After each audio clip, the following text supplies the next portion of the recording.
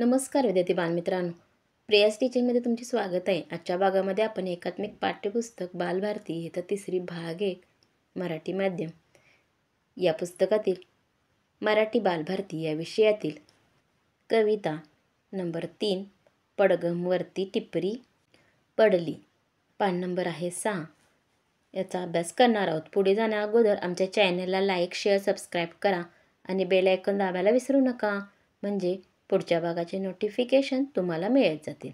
चला तर विद्यार्थी बालमित्रांनो, आज आपण या कवितेचा अभ्यास करू, त्याचबरोबर स्वाध्यायही पाहू। पडघमवरती टिपरी पडली। प्रथम आपण या कवितेचे तालासुरात गायन करू। ऐका, म्हणा, वाचा।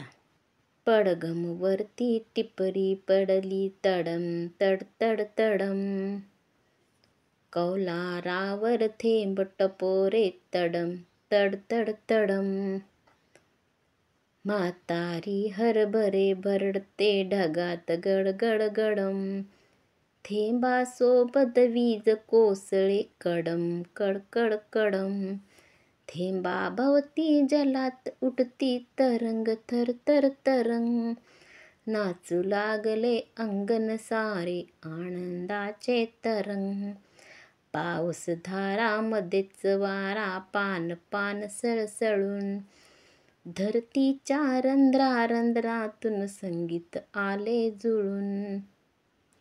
राजा ढाले यांनी ही कविता लिहिलेली आहे, तर तुम्ही देखील ही कविता तालासुरात म्हणायची आहे। तर पडघमवरती टिपरी पडली। पडघम म्हणजे काय? एक चांबड्याचे वाद्य असते। तर आता आपण या कवितेचे वाचन करू आणि त्याचा अर्थ समजून घेऊ। पडघमवरती टिपरी पडली, तडम तडतड तडम। ते एक वाद्य आहे चांबडी, त्याच्यावरती टिपरी, टिपरी म्हणजे काठीचं सारखंच असतं ते वाद्य पडल्यानंतर तडम तडम असा आवाज येतो। कौलावर टपोरे थेंब पडले, टपोरे म्हणजे मोठे मोठे पावसाचे थेंब पडल्यानंतर त्या कौलावर तडम तडतड तडम असा आवाज येतो। टपोरे म्हणजे काय? तर मोठे मोठे थेंब। म्हातारी हरभरे भरडते, ढगात गडगड गडम। तर ढग गडगड गडगड असा आवाज काढतात, तुम्हाला माहिती आहे। तर तो आवाज म्हातारी हरभरे भरडत असल्यासारखा आपल्याला ऐकू येतो। थेंबासोबत वीज कोसळे, कडम कडकड कडम। तर त्या थेंबांसोबत वीज कडकडत असते आणि तिचा आवाज कडकडकड असा येत असतो। थेंबाभोवती जलात उठती तरंग थरथर तरंग। आता खाली जे थेंब पडतात त्याचे तरंग उठतात। नाचू लागले अंगण सारे, आनंदाचे तरंग। अंगणात लहान मुले नाचू लागलेत, म्हणजेच अंगण नाचू लागल्यासारखे वाटते। अंगण म्हणजे काय? तर घरासमोरील जी मोकळी जागा असते त्याला अंगण म्हणतात। पाऊस धारामध्येच वारा, पान पान सळसळून। तर मध्येच पाऊस पडत असताना जोरजोरात वारा वाहतो, त्यामुळे पाने सळसळ करतात। धरतीच्या रंध्रा रंध्रातून संगीत आले जुळून। रंध्र म्हणजे काय? मातीचे छोटे छोटे कण। पावसाचे पाणी गेल्यानंतर त्यातून एक वेगळाच आवाज येतो, हे नवीन संगीत तयार होते।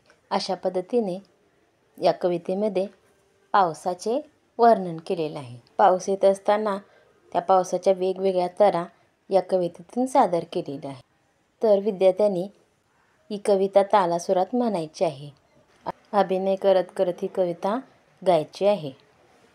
आता शब्दार्थ पाहू। पडघम म्हणजे एक चर्मवाद्य म्हणजे कात्री वाद्य। टपोरे म्हणजे मोठे, भरडणे म्हणजे धान्य जाडसर दळणे, कोसळणे म्हणजे वेगाने जोराने पडणे, जल म्हणजे पाणी, अंगण म्हणजे घरापुढची मोकळी जागा, धरती म्हणजे जमीन, धरतीचे रंध्र म्हणजे जमिनीवरील मातीचे बारीक कण। स्वाध्याय पाहू। थोडक्यात उत्तरे सांगा। प्रश्न 1 मध्ये कौलारावर काय पडत आहे? काय पडत आहे कौलारावर? तर इथे दिलेलं आहे, कौलारावर थेंब टपोरे तडम तड तड तडम। तर कौलारावर मोठे मोठे पावसाचे थेंब पडत आहेत। म्हातारी ढगात हरभरे भरडते असे का म्हटले असावे? म्हणजे म्हातारी ढगात हरभरे भरडते म्हणजे ढगांचा गडगडताना आवाज जो येतो तो गडगड गडम असा असतो। तो आवाज हरभरे भरडल्यासारखा येत असतो. म्हणून म्हातारी ढगात हरभरे भरडते असे म्हटलेलं आहे. आता पुढचा प्रश्न पाहू. प्रश्न 2. काय झाले? कसा आवाज आला? तर पडघम वरती टिपरी पडली तेव्हा कसा आवाज आला? तडम तडतड तडम.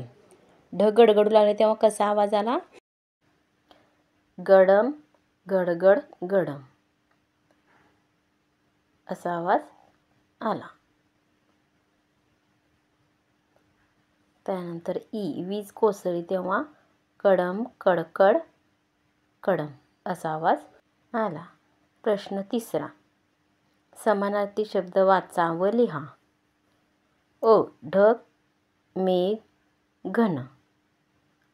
वीज चपला विद्युत. जल म्हणजे पाणी उदक. धरती समानार्थी शब्द धरणी जमीन. प्रश्न 4. खालील कामे करण्यासाठी तुमच्या घरी कोणत्या वस्तू वापरतात ते सांगा. हरभरे भरडण्यासाठी जसे जाते वापरतात तसं गहू दळण्यासाठी पण जातेच वापरतात. बाजरी पाकडण्यासाठी सूप वापरतात. मसाला वाटण्यासाठी मिक्सर किंवा पाटा वरवंटा देखील वापरतात. ज्वारी चाळण्यासाठी चाळणी, चहा गाळण्यासाठी गाळणी, काकडी कापण्यासाठी विळी किंवा चाकू वापरतात. चहा गाळण्यासाठी गाळणी, गाळण वापरतात. ज्वारी चाळण्यासाठी चाळण. अशा पद्धतीने आपण वेगवेगळ्या वस्तू घरकाम करताना वापरत असतो. पुढचा प्रश्न पाहू. प्रश्न 5. पडघम वरती टिपरी पडले असे कवितेत म्हटले आहे.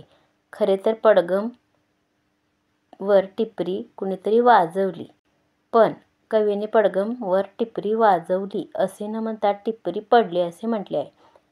आता खालील वाक्यातील अधोरेखित शब्दाचा अर्थ काय होतो ते लिहा.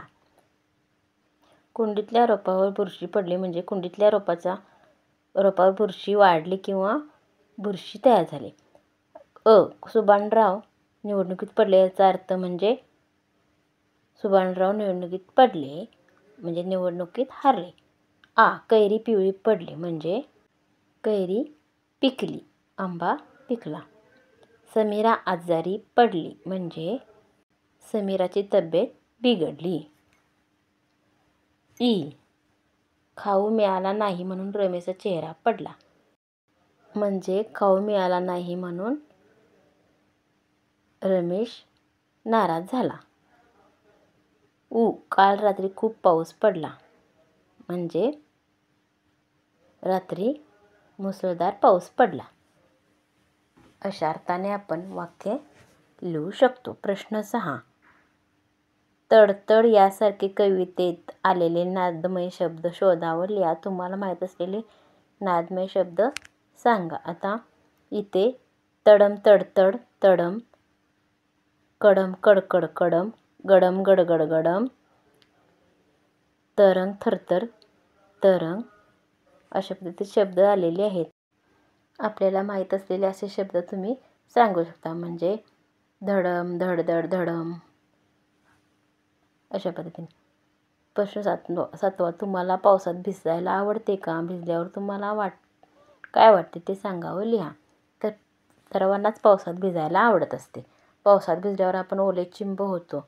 त्यावेळी एक वेगळाच आनंद मिळत असतो. आपल्या अंगावरून पाणी पडत असते. वरून पावसाच्या धारा आल्यानंतर खूप नाचू बागडू वाटत असते. अशा पद्धतीने तुम्हाला जे काय वाटते ते लिहायचं. अशा पद्धतीने आज आपण या कवितेचा अभ्यास केलेला आहे आणि स्वाध्याय देखील अभ्यासलेला आहे. समजलं बालमित्रांनो?